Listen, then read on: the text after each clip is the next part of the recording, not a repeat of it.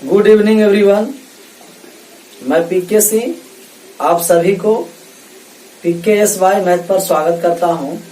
Sir आज CET के बारे में बताने जा रहे हैं आप लोगों को।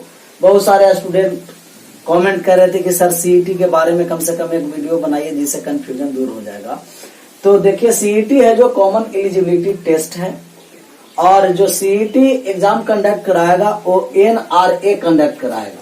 NRA नेशनल रिक्रूटमेंट एजेंसी, राष्ट्रीय भर्ती परीक्षा। तो इसके तहत अभी 3 ही सेक्टर लिया गया है। एक है SSC, रेलवे और बैंक। SSC, रेलवे, बैंक में अलग अलग प्री होने वाले एग्जाम को अब एक ही एग्जाम लिया जाएगा CET के तहत। इस सिर्फ प्री लेवल का एग्जाम लिया जाएगा और प्री लेवल का एग्जाम लिया जाएगा। जो प्री लेवल का एग्जाम में आपका स्कोर कार्ड दिया जाएगा वो आपका वैलिड रहेगा 3 साल के लिए। प्री लेवल का एग्जाम के बाद 3 साल का आपको जो स्कोर कार्ड रहेगा, यह मेंस और इंटरव्यू, जैसे बैंक वगैरह में इंटरव्यू होता है, तो अब मेंस और इंटरव्यू के लिए SSC अपने एजेंसी के द्वारा मेंस करवाएगा कंडक्ट, और रेलवे और बैंक ये सब अपना एजेंसी के द्वारा। सिर्फ आपको प्री ही लिया जाएगा जो CET के तहत लिया जाएगा। यदि आपको प्री लेवल जो होगा, यहां सर इसके बारे में समझिए, जो प्री लेवल होगा वो 3 लेवल की तरह आपका होगा। 3 लेवल होगा, जो 10th बेस होगा और 12th बेस और ग्रेजुएट लेवल बेस। जो आपका प्री NRA लेगा वो 3 लेवल पर एग्जाम देगा। एक 10th बेस लेगा, 12th बेस लेगा और ग्रेजुएट। जो 12th नहीं किए हैं, सिर्फ 10th ही किए, जैसे SSC MTS वगैरह का एग्जाम आता है वो 10th पर आता है, तो सिर्फ 10th ही किए हैं उनके लिए 10th लेवल का प्री लेवल हो। जो 12th कर चुके हैं उनके लिए 12th लेवल का होगा, जो ऑनर्स नहीं किए हैं, और जो ऑनर्स किए हैं ऑनर्स वाले लेवल में आप एग्जाम दे सकते हैं। देखिए तीनों में अलग अलग एग्जाम नहीं आप दे सकते हैं, क्योंकि जब आप ऑनर्स किए हुए हैं तो जैसा ही ऑनर्स लेवल पर एग्जाम दिए तो बाकी जो 2 है उसमें भी आप एलिजिबल हो गए, 12th और 10th दोनों में। और जो 12th का एग्जाम दिए उसके लिए अलग से 10th लेवल का एग्जाम नहीं देना है, वो भी 10th लेवल के लिए आप एलिजिबल हुए। लेकिन सिर्फ 10th है तो 10th के लेवल का एग्जाम देगा, 12th है 12th का, और ऑनर्स है जो ग्रेजुएट किया हुआ ग्रेजुएट लेवल का एग्जाम दिया जाएगा। आप ये तीनों लेवल का एग्जाम दीजिएगा, उसके लिए आपको स्कोर कार्ड जारी होगा और यह स्कोर कार्ड 3 साल के लिए वैलिड रहेगा। कितने साल के लिए वैलिड रहेगा? 3 साल के लिए। आपको 1 साल में 2 बार एग्जाम होगा, 6 मंथ पर, और 1 साल में 2 ही बार आपका प्री लेवल का एग्जाम होगा। जो अलग अलग SSC, रेलवे और बैंक अलग अलग एग्जाम लेता था, 1 साल में कई बार प्री, उसको एक ही बार आपको 1 साल में 2 ही बार प्री लिया जाएगा और ये 6 मंथ पर होगा। मान लिया जाए कि आप पहला प्री लेवल 1 साल में पहला वाले एग्जाम जो 6 मंथ पर हुआ उसमें आप 80 मार्क लाए, और जो दूसरा हुआ उसमें आप 95 मार्क्स लेके चले आए, तो आप जो स्कोर कार्ड मिलेगा ये दोनों का आपको जो मैक्सिमम मार्क्स होगा ना उसी पर आपको स्कोर कार्ड जारी किया जाएगा। जैसे मैक्सिमम 95 है तो 95 पर, या हो सका कि आप पहला ही 95 ले आए और दूसरे में 85 लाए हैं, तो आपको एक 95 पर होगा। जो मैक्सिमम होगा उसी पर आपको स्कोर कार्ड जारी होगा। और ये बात को समझिए कि यदि आप स्कोर कार्ड आपको 3 साल के लिए मिला तो आप ये सभी में मेंस लेवल के एग्जाम देने के लिए एलिजिबल हो गए।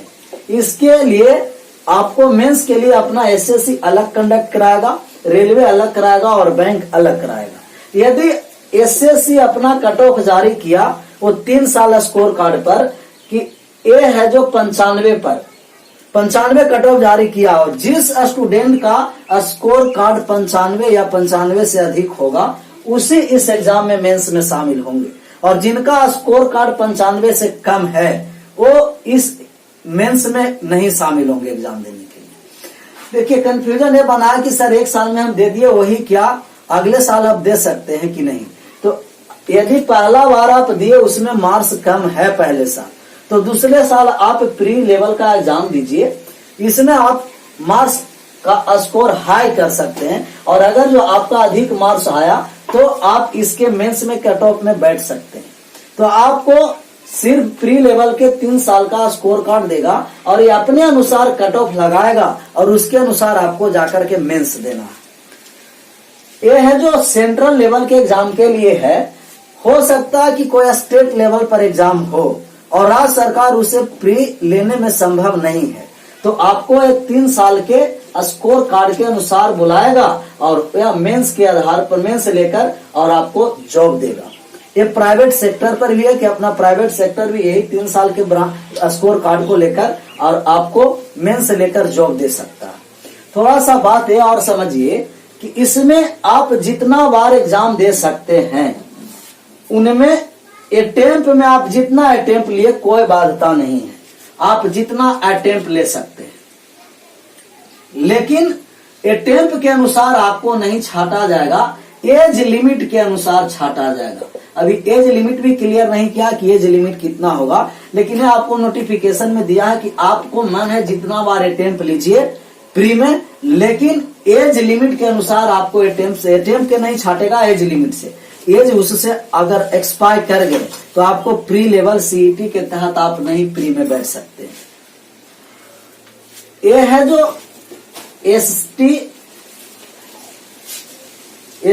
ST और OBC को पहले भी जिस तरीका से एज में छूट दिया जाता है, इसमें भी मेंशन है कि SC ST और OBC का एज में अभी भी छूट दिया जाएगा, इसके अनुसार कैटेगरी के अनुसार।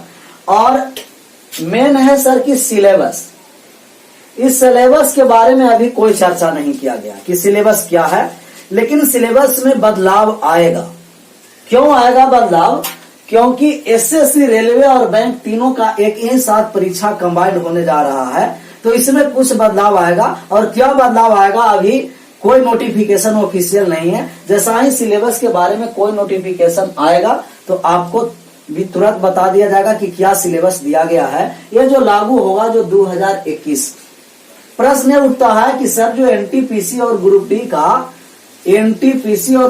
डी का फॉर्म भराया है, ये फॉर्म आपको 2019 का ही भरा हुआ, तो क्या ये सीईटी के तहत आएगा कि नहीं? तो ये भी अभी क्लियर नहीं किया है सर, लेकिन ये उम्मीद है कि हो सकता है कि आपको ये वाले जो एग्जाम 2019 वाले है वो सीईटी के तहत नहीं रखा जा सकता। तो ये अभी बात क्लियर नहीं है।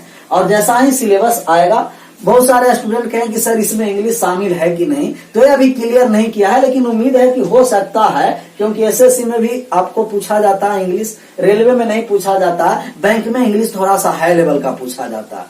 तो SSC और बैंक को मद्देनजर रखते हुए हो सकता है कि आपको सीईटी में इंग्लिश शामिल कर सकता है, लेकिन अभी कोई मेंशन नहीं है इंग्लिश के बारे में। तो आशा करते हैं कि जो आपको कंफ्यूजन पैदा हो रहा होगा वो आपको कंफ्यूजन दूर करने की मैं कोशिश किया हूं और दूर हो गया होगा। Thank you so much, bye bye.